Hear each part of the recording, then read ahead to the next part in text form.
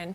Good Day Seattle is joined this morning by Congresswoman Pramila Jayapal. Representative Jayapal, thank you so much for being here with us today. From immigration to a divided federal government, we have a lot of topics that we're going to cover with you today. We always do, and it's great to be with you. It's good to have you, but we have to ask you about your comments about Israel and the controversy that followed there. So addressing the Netroots Nation Conference in Chicago, you said this.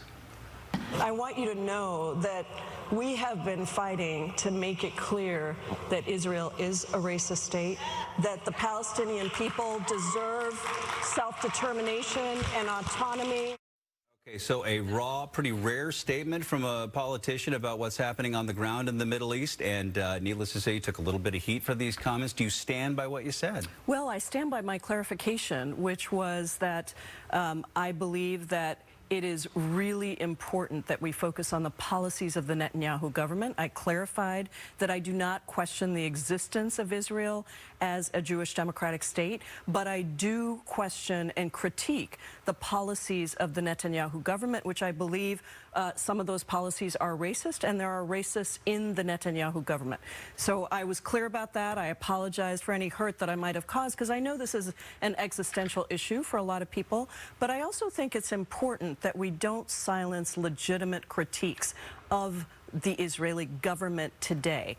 And that is really what I was trying to do. And exactly to that point, Rebecca Ruth Gould makes a really interesting point, an opinion piece in the New Arab website, saying not only you were correct in what you said, but she says the backlash you received is actually an attack on free speech. So Gould writing, quote, "It is not racist to deny a Palestinian the right to voice their own experience. Racism remains even if it is coded in the language of hurt. If we accept the rhetorical turn that has dominated U.S. public discourse around Israel, we're forced to choose between acknowledging Palestinians' point of view and being accused of anti-Semitism." An interesting take. What's your take on that? Well, I think it's a very complicated issue, and you see that with the response that my comments generated. And I think we have to be able to legitimately critique what is happening. The settlement expansion under the Netanyahu government has been absolutely detrimental to peace in the Middle East, to the idea that we can have a legitimate two-state solution.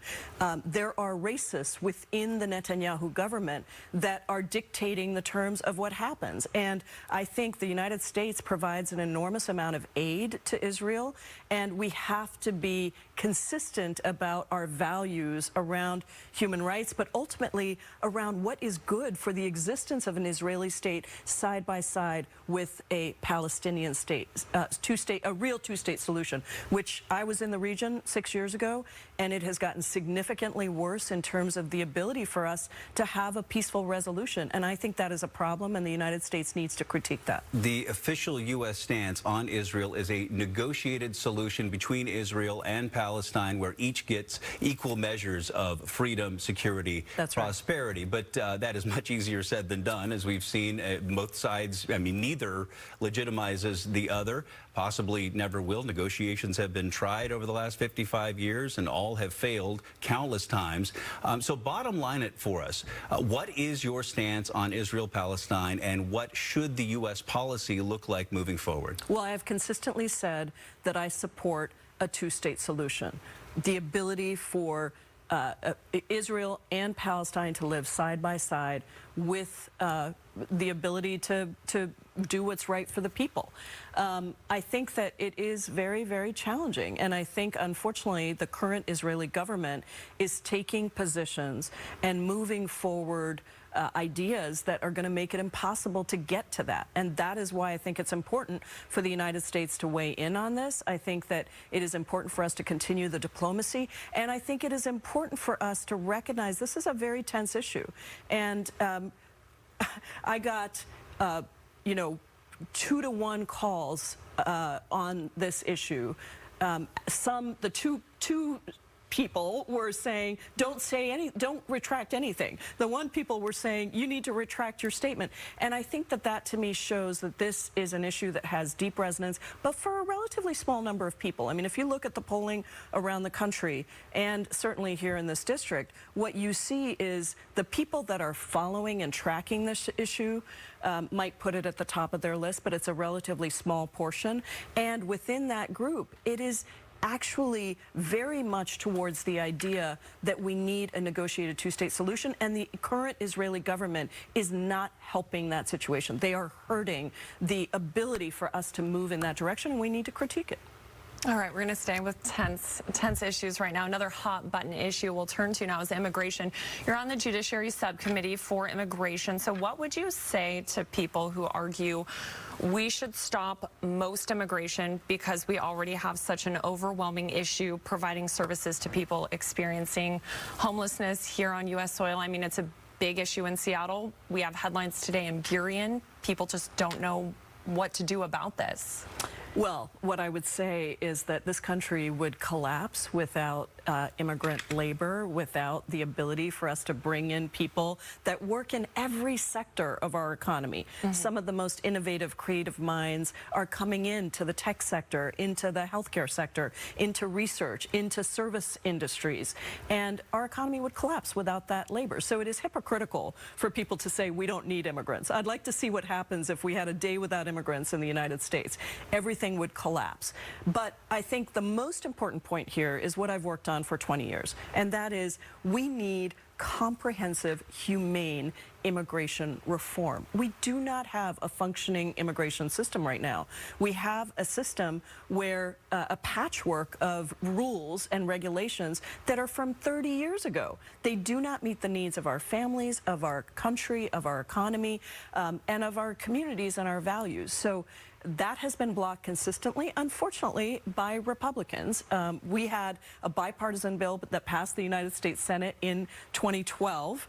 And imagine this, 68 bipartisan votes in the United States Senate. John Boehner was the Speaker of the House. It came to the House. He refused to bring it up for a vote. And now I continue to see too many of my Republican colleagues using immigration at trying to wedge the American people, trying to turn us against immigrants. I'm an immigrant. I'm a naturalized citizen. I spent 17 years getting my citizenship because this was such a crazy system, very difficult to navigate. We can do better. We can bring in real reforms that modernize the immigration system, that allow us to track who comes in, and ultimately levels the playing field for all Americans. And that's what we need to do. All right, in our last minute, we also want to hit on human trafficking with you because it's hit our local headlines as well. Once again, data shows it is a big problem in Western Washington. There's a nonprofit, REST. We just featured them a couple days ago. They report 2,000 to 3,000 people are currently exploited in the greater Seattle and King County area right now. So what do you think needs to be done to fix human trafficking in our area? We always talk about Aurora, and that's part of your district. Yeah. Well, this is something, again, that I've worked on in many capacities for many years. I'm very proud that the Biden administration, that Secretary Buttigieg under the Department of Transportation has set up a task force on human trafficking. In fact, our own Port Commissioner, Sam Cho, has been appointed to that task force, really lifting up the leadership role that our port is playing on human trafficking. I also have a bill called the WISE Act that I've introduced that actually expands protections for survivors of domestic violence. A lot of trafficking and domestic violence issues are tied together. It expands the ability for us to allow those people to come forward in those situations of trafficking and domestic violence. But also, I think we need to make sure we have full funding and reauthorization for the Trafficking Victims Protection Act. And that is another big piece in Congress that is going to help us to make sure we have the resources we need to fight the scourge of human trafficking. Congresswoman Pramila Jayapal, always a pleasure to have you. We appreciate it. Yeah, you bet. Thanks for having me.